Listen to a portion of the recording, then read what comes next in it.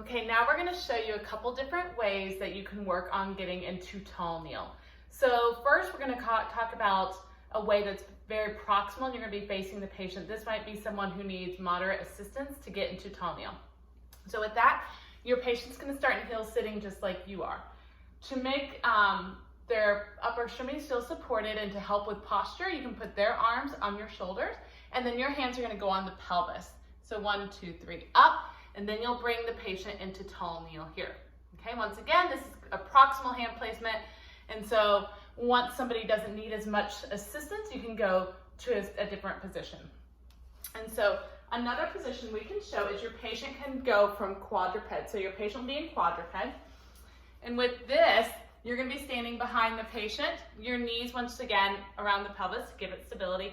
My hands are gonna go towards her top of her shoulders, and we'll just bring her up into that tall kneel position. Okay, this you may use a lot to kind of bring maybe a TheraBall or a bench underneath her to give her that trunk support in some quadruped positions. And then finally, you can still come from side sitting. So if your patient is side sitting, I could be sitting beside her and my hands are going to be on the pelvis, and then I can just bring her up into tall kneel. Like that, okay? Once again, your hands are on the pelvis because that's the heaviest part of the body, so you're helping with that.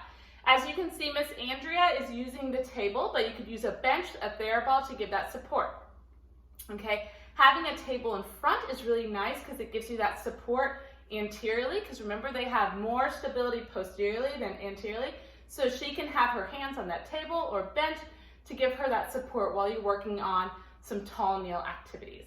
Now let's go ahead and take it to the next step. Let's work on half kneel. So oftentimes you may be at a bench like we are here at this table, and to get into half kneel from tall kneel, you're simply going to have the patient weight shift away from the side that you want to move, and then I'm going to go right under her distal hamstring right here and bring that leg up. Now to make it better and give myself a little bit more stability, I might mirror her, so I might be in half kneel just like her. Okay, I can put my hand through her knee to encourage that weight bearing.